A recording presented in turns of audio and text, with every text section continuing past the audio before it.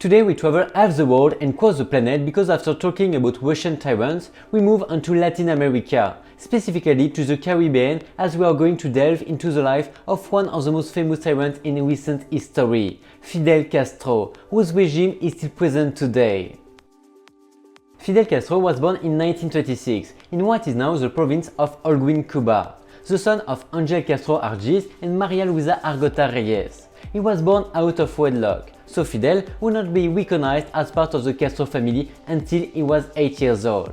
Many of his biographers consider that this condition of a natural son in such a conservative society as the one of that time would mark him for the rest of his life and would form him an energetic and distrustful character. When he was just a child, his parents sent him and his sister to Havana to receive a better education. The problem was that they were left in charge of the teachers they had in town. But as she was not wealthy either, all the money she received from the Castro family was used for her children. Obviously, it was a difficult and very angry time for Fidel and his sister. He became interested in politics when he was a university student, where he enlisted in the pro-Dominican Democracy Committee of the Federation of University Students and participated in the Calo Confittis expedition to overthrow the dictator Rafael Trujillo. But he was arrested. Years later, he intended to participate in the elections as a candidate of the Orthodox Party. But before the election, there was a coup d'etat and obviously the voting was annulled. So Fidel Castro realized that democracy is a bit overrated. Together with some members of his party, they denounced the new dictator, Fulgencio Batista, before the international tribunals, but nobody took them into account. It was then that Fidel decided to take action.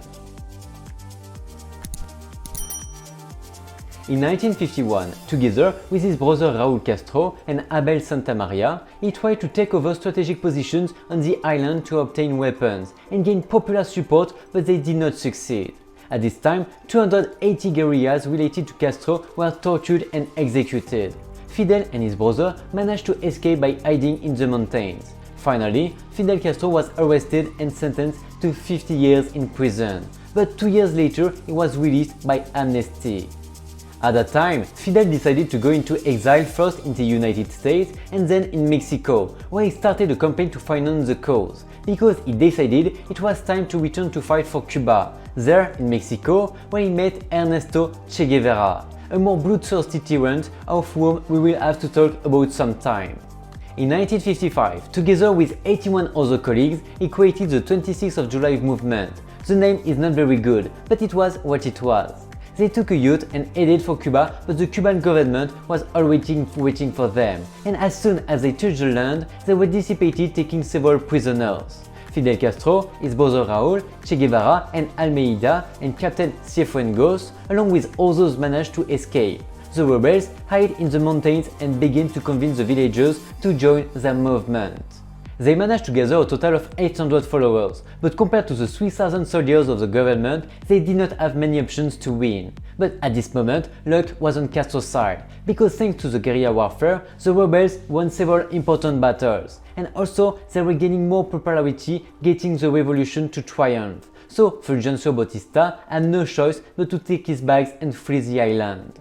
To make matters worse, when Fidel Castro was giving the victory speech, a white dove landed on his shoulder. People went crazy and began to consider him as a messiah. Among his first actions as president of Cuba was to open trials for politicians who were not on his side. The problem is that these trials were like a Roman Colosseum, full of people and even broadcast on television, and many of them ended with the execution of the accused. The other measure was to confiscate all the lands of more than 420 hectares. It was at this moment that he started his fight with the United States, because taking land from individuals was very communist for the USA. And let's remember that we are in the middle of the Cold War, so the US government started to spread propaganda all over the island against Castro. But they only managed to make Fidel start to see the Soviet Union with the eyes of love. This way he started his game with the international diplomacy.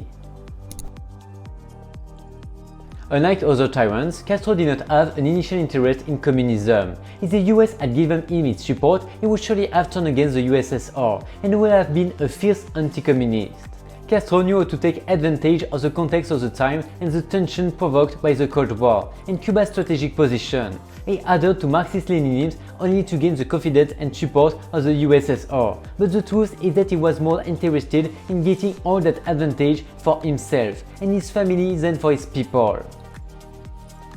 During his first years, he had anyone who had anything to do with Batista imprisoned, tried and shot, but then he went after anyone who showed slight of opposition to his government. It is estimated that at least 7,113 people have been killed under his regime, but the figure could be 10 times more, as his regime is one of the most closed and secretive in history. Castro, for a time, decided to assassinate all those who would try to leave the island, killing children and women who were discovered on boats in the Caribbean Sea. Some deserters of the Cuban intelligence service claimed that orders were given to kill politically persecuted people even outside Cuba. With Obama's visit to Cuba, the release of political prisoners was requested, but Raúl Castro denied that they existed. Unlike other dictators, Fidel Castro, in addition to attacking his own people, his diplomatic relations were about to start a third world war. Maybe you're familiar with the famous missile crisis. And Kennedy was not going to allow having a communist country an ally of the USSR a few miles from its border, so he installed a military base on the island. Castro asked the USSR to install missiles so they could defend themselves in case of an American military invasion.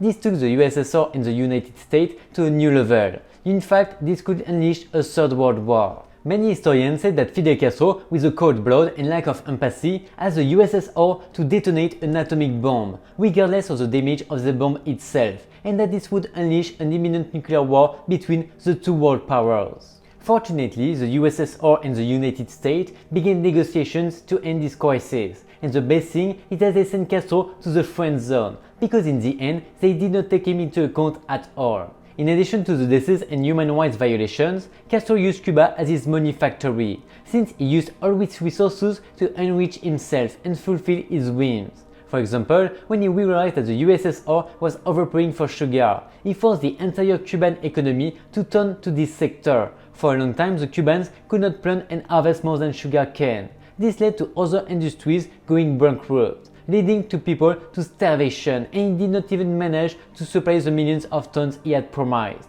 Fidel Castro was a fan of milk and chocolate, and yes, the truth is that it is a delicious drink. Nobody blames him. But what would you be willing to do for a good glass of milk? Well, Fidel Castro tried to turn Cuba into a dairy power, but the cows on the island were not exactly the best of their kind to give milk. Castro took advantage of the good friendship he had with the Canadian government to send them dairy cows. As expected, these cows did not resist the climate of the island and began to die. The solution he saw was to force them incredible complexes with air conditioning, so that the cows could survive, but this was much more expensive than he thought. So he forced a group of Cuban scientists to create the perfect cow.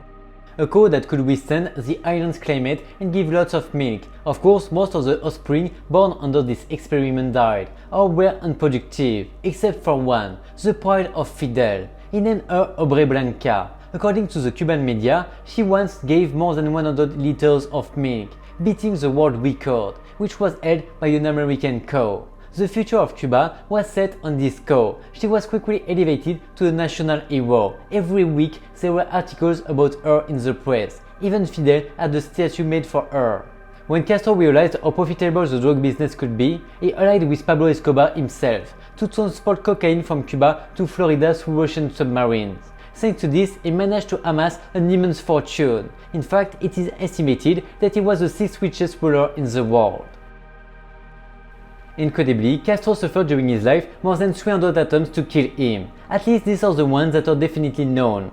To his enemies, and especially to the United States, he seemed an immortal man, but it was in 2010 that Castro left power to his brother Raúl. However, his influence in the political decisions of the country was still quite obvious. Fidel Castro died at the age of 90 on November 36, 2016, at his residence in Havana. Although the causes are unknown, according to a WikiLeaks cable, it was due to a diverticulitis of colon, which he had been suffering from for several decades. However, since 2010, he named his health condition as a state secret.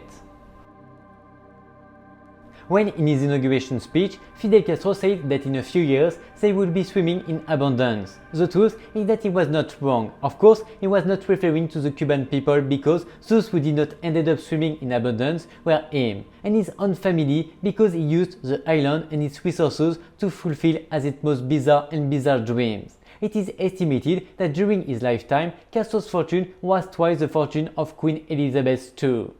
We could say that Fidel Castro's regime of terror is still not over because he lays the basis for the dictatorship and human rights violations that are still present in the government of the island. And although there have been advances and negotiations with the United States, Cuba is still a country isolated from the outside world, so we will hardly know how many lives the Cuban regime has taken so far. I hope you enjoyed this video and find me every day on my reels. See you soon!